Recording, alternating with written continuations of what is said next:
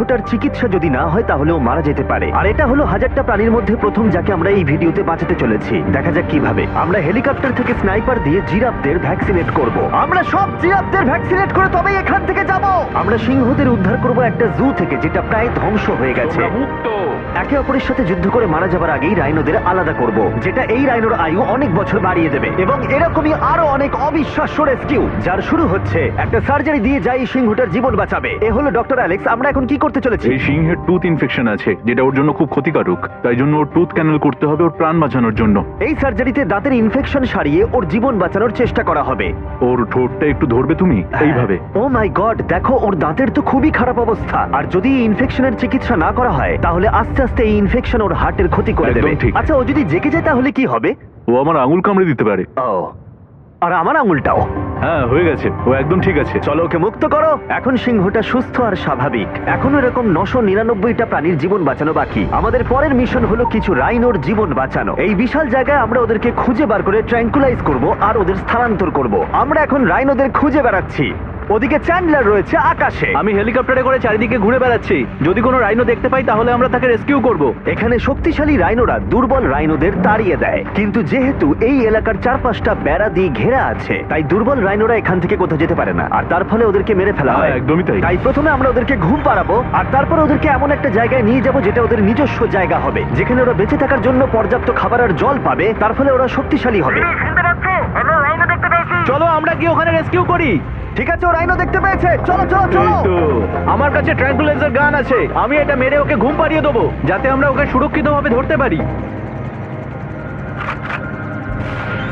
আমরা পেরেছি। Chandler রাইনোকে hit করেছে। চলো চলো। একটা রাইনো ঘুমিয়ে পড়েছে, পরেরটা দেখি। Chandler, good shot. প্রথমেই আমরা ওর অ্যান্টি পোচিং কলারটা খুলে নেব, আর সেটা এইভাবে হবে। এই কলারটা রাইনোর স্পিড ট্র্যাক করে, আর এর ফলে ও স্থানীয় জায়গাতেই থেকে যায়। যদি হঠাৎ রাইনো খোলামেলা জায়গায় দৌড়তে শুরু করে যখন চারপাশে কোনো প্রাণী নেই, তখন আমরা জানি শিকারীরা ওকে মারার চেষ্টা করতে পারে। আমরা চেষ্টা করব যাতে এই রাইনোদের আয়ু অনেকটাই বেড়ে যায়, কারণ ওদের সংখ্যা খুব একটা বেশি নয় পৃথিবীতে। হ্যাঁ, তোমাকে অনেক ধন্যবাদ, এটাই আমার বলার ছিল। তাহলে এটা হলো একটা মাইক্রোচিপ যেটা আমরা ওর শিংয়ের ভেতরে ঢুকিয়ে দেব, তারপর সেটা আঠা দিয়ে আটকে দেব। এবার যদি কোনো শিকারী ওকে বেআইনি ভাবে মারার চেষ্টা করে তাহলে কালোবাজারে ওর শিং বিক্রি করার সময় আমরা ট্রেস করে ওদেরকে ধরতেও পারবো। এবার এই রাইনোকে এমন একটা জায়গায় নিয়ে যাওয়া যাক যেখানে বড় রাইনো একে মারতে পারবে না। আমি জানি এটা দেখে বড় অদ্ভুত লাগছে, কিন্তু এটা এই রাইনোর আয়ু অনেকটাই বাড়িয়ে দেবে। চলো ওকে ভেতরে ঢোকাও, এটা তোমার ভালোর জন্যই। ভিতরে ঢোকো। আমরা এমন একটা সুরক্ষিত জায়গায় এখন রয়েছি যেখানে এই রাইনোকে কেউ তাড়াবে না আর মেরেও দেবে না।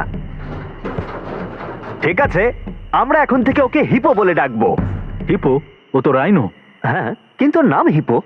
ওকে আমি ডাকবো হিপো দ্য রাইনো। ঠিক আছে। ঠিক আছে, হিপো দ্য রাইনো, তোমার জীবন ভালো কাটুক। আমাদের এখনো অনেক প্রাণীদের জীবন বাঁচাতে হবে। আর অন্যদিকে আমার বন্ধুরা যখন দুটো ছোট রাইনোর জীবন বাঁচালো, তখন এদিকে আমরা নজর দিলাম একটু লম্বা প্রাণীর দিকে, জিরাফস। নাও ভ্যাকসিন। আমরা ওদেরকে ভ্যাকসিন শুট করলাম। দারুণ। রাইনোদের ট্র্যাঙ্কুলাইজ একটু আলাদা ছিল, কারণ এই হাই পাওয়ার্ড এয়ার রাইফেল গুলো এই জিরাফের শরীরে একটা বড় সিরিঞ্জ ঢুকিয়ে দেয় যেটাতে রয়েছে জীবন বাঁচানোর ওষুধ। তোমাদের ভ্যাকসিন এনজয় করো, দিন তোমাদের ভালো কাটুক। ওরা পালাচ্ছে কেন? আমরা তো ওদের জীবন বাঁচাচ্ছি। এই গোটা ভিডিওতে আমরা হাজারেরও বেশি প্রাণীদের জীবন বাঁচাবো, কিন্তু আমার মনে হয় জিরাফদের এটা কেউ বলেনি, কারণ ওরা এটাকে আরো কঠিন করে তুলছিল। জিরাফ, আমি তোমাকে ভ্যাকসিনেট করার চেষ্টা করছি। এটা তোমার জন্য ভালো, সত্যি বলছি জিরাফ। ভ্যাকসিনটা নিয়ে নাও। আরে ও তো অনেকটা দূরে চলে গেল। মনে হচ্ছে আমাদের ট্যাকটিক্স এবার বদলাতে হবে। যেহেতু এই অঞ্চলটা আয়তনে বিশাল, তাই এটাই হলো সবচেয়ে সহজ পথ যাতে ওরা ভ্যাকসিনেট হয়। যদি ওখানে জিরাফদের কোনো কঠিন অসুখ হয় তাহলে কি ওরা মারা যেতে পারে? হ্যাঁ, 100% ওরা মরে যাবে। তাই নাকি? ও মাই গড, চলো আরো জিরাফের প্রাণ বাঁচানো যাক। ওই দেখো, ওখানে আরেকটা রয়েছে। আর সব জিরাফদের ভ্যাকসিনেট না করে আমরা এখান থেকে যাব না। যদিও এখানে বাতাস অনেকটা বড় প্রতিবন্ধকতা। তুমি এখন ওষুধ পেয়ে গেছো, ভালো থেকো। আমি আরো সাহায্য চাইলাম যাতে যতটা বেশি সম্ভব প্রাণীদের আমরা বাঁচাতে পারি।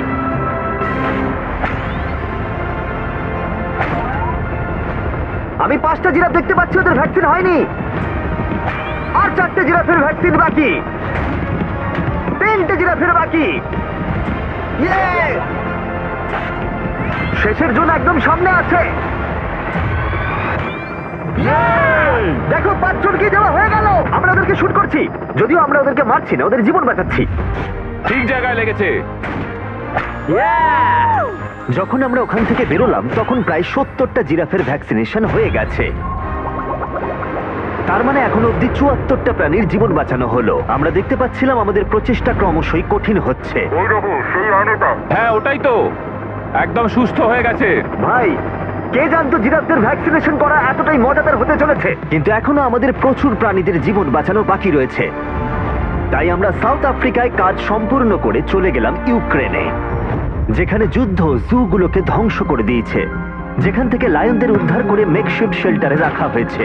কিন্তু যেহেতু এখনো যুদ্ধের আশঙ্কা রয়েছে, আমরা ওদেরকে অন্য জায়গায় উড়িয়ে নিয়ে যাব। তাই আমরা এই বিশাল কার্গো প্লেনটা নিয়ে এসেছি, যাতে আমরা ইউক্রেনের সীমানার বাইরে এই প্রাণীগুলোকে উড়িয়ে নিয়ে যেতে পারি।